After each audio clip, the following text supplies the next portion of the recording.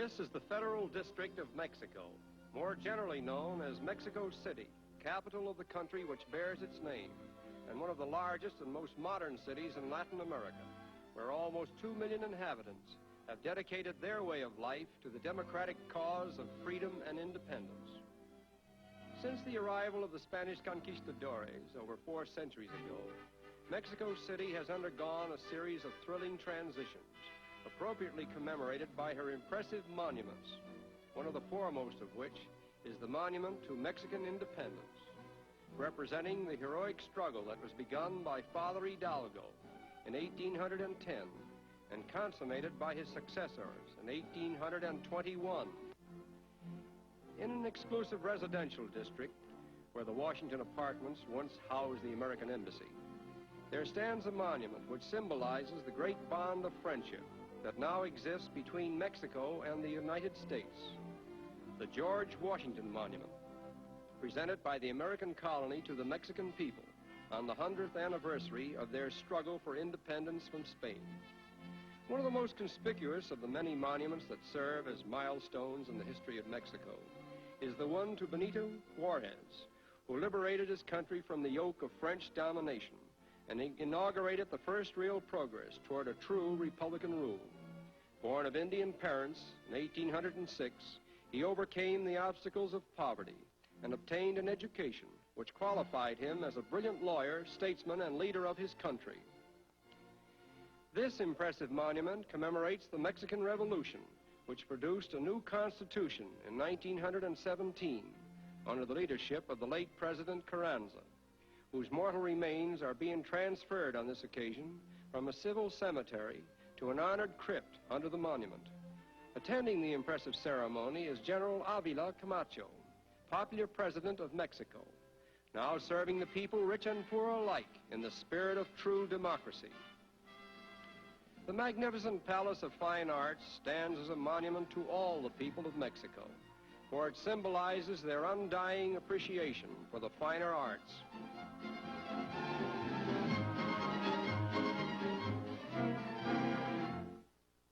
Mexico City is not only the cultural and political center of the nation, but is also the social center. The modern Hotel Reforma on the Paseo de la Reforma is a popular rendezvous for travelers from many parts of the world and a favorite meeting place for the elite. Its alluring roof garden is indeed a haven of rest and relaxation.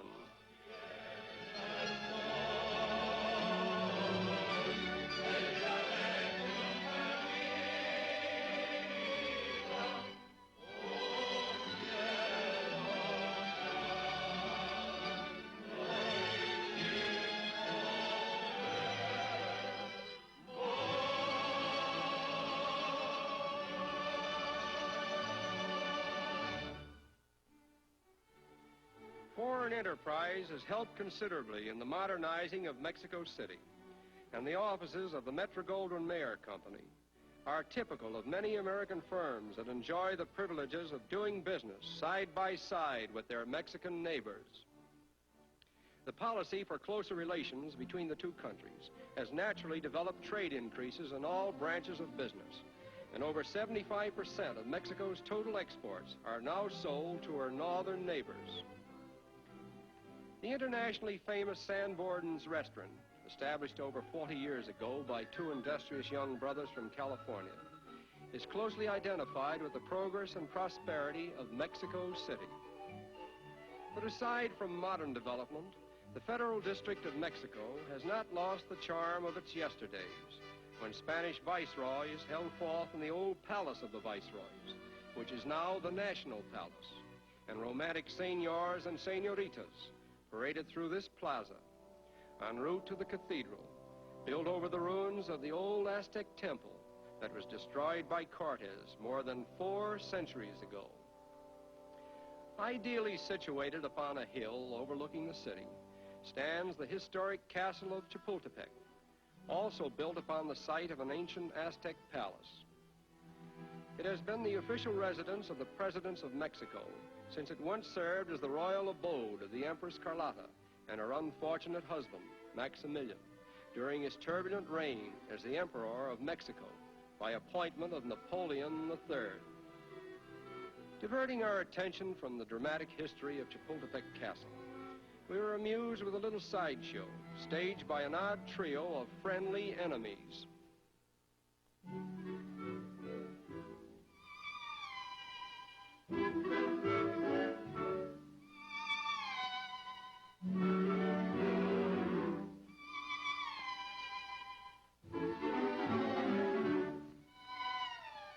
En route to the Sunday bullfight, we paused for a moment to admire an apartment house recently completed by a popular matador, whose income from the bull ring, we were told, netted him as much as $4,000 a performance. We arrive at the bull ring on a special fiesta day, in time to witness the ride of the Beauty Queens, a colorful preliminary to the bullfight.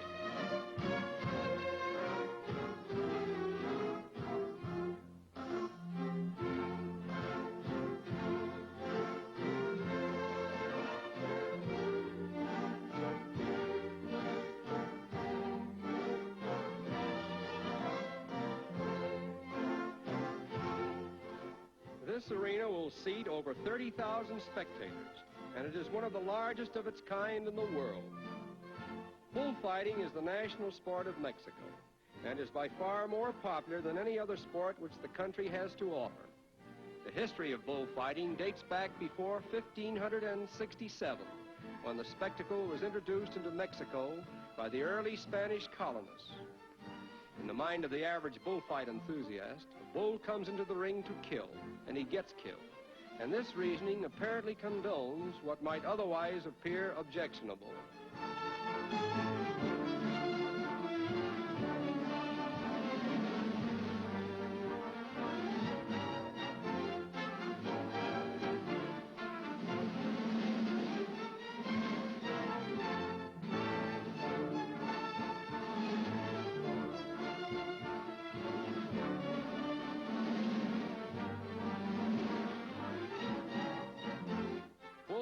Audiences are super critical and intensely emotional. If a performer violates a single rule in the slightest degree, he is booed and hissed as loudly as he is applauded if his performance is good. Sometimes the bull gets more applause than the matador.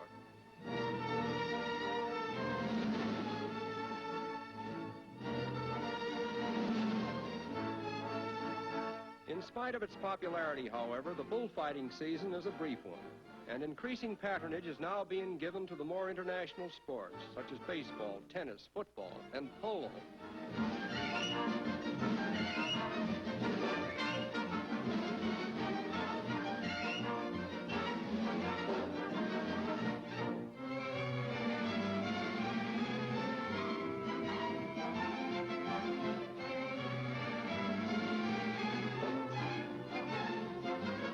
Another very wholesome sport that is gaining in popularity throughout Mexico is the grand old game of golf.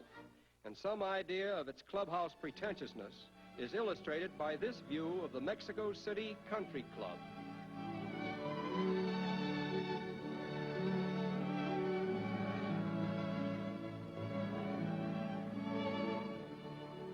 And it is here, in this golfer's paradise, that we say adios to modern and beautiful Mexico City.